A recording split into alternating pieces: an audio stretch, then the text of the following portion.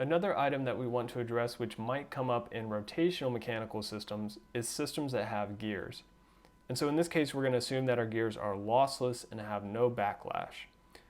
So I've attempted to draw a couple gears here. It actually looks a little bit more like two sea urchins that are smashed together, but hopefully you can sort of use your imagination and see the two gears with interlocking teeth there. And so I have a couple parameters listed above. So our N value, N1 and N2, or more generally I can say N sub I, is just the number of teeth on gear I. And then we also have an R, so R sub I to be general above R1 and R2, which is just the radius of that gear. There is also a torque and angular displacement associated with each gear, so a T and a theta, so T1 and theta 1 on the left, T2 and theta 2 on the right. And so we could go through and do analysis to sort of relate these parameters. We're not going to do that, but let's just skip to the end result and say that we can show that the ratio theta 2 over theta 1, our angular displacements, is equal to our ratio of our radii, R1 over R2, which is equal to the ratio of our teeth, N1 over N2, which is equal to the ratio of our torques, T1 over T2. And so sort of the nice thing about this is saying that we can then reflect our torque to the other side of a set of gears. So we can reflect our torque across a set of gears. So for instance, if we wanted to talk about, say we only had a T1 over here on the left side, and we wanted to talk about what that looks like as a torque over here on the right, we could do that by using any one of these ratios here, depending on what known values we have or what values we could measure. So taking that a step further, let's say we have certain impedances connected on either side of these gears. So impedances could be representing inertias, viscous dampers, springs, some combination of those. We can also reflect our rotational impedances. Change back to my pen there. So it can also reflect our rotational impedances across a gear train.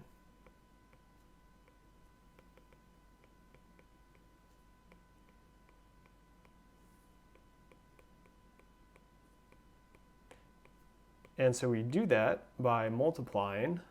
So that's getting a little messy. Let me clean that up a little bit. So across our gear train. And so we can do that by multiplying our impedance by this term right here. So we multiply it by, in the numerator, we have the number of teeth on our destination shaft.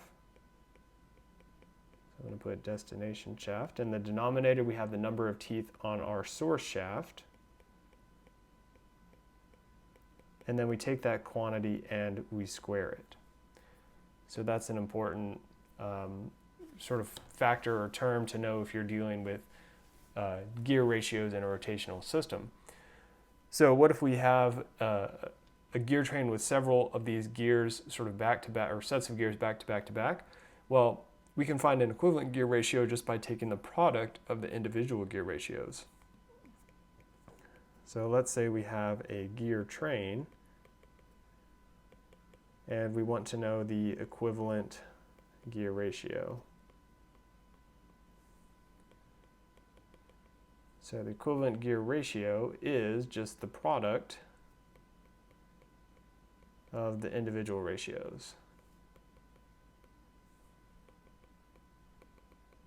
And so you'll get a chance to work with some of these things in homework problems to see exactly how we can plug this stuff in. So for details on this last little bit about gear trains and being the product of individual gear ratios, you can see page 68 in the 8th edition text.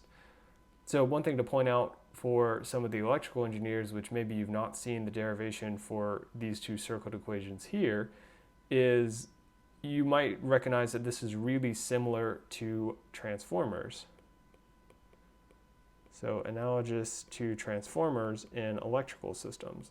Of course, with transformers, instead of talking about teeth, we're talking about number of coils or number of windings in a coil on our primary and secondary side. So we have the same idea with transformers of reflecting impedance as well as reflecting voltages or currents across a side of the transformer. So same basic idea here, except of course we're talking about gears.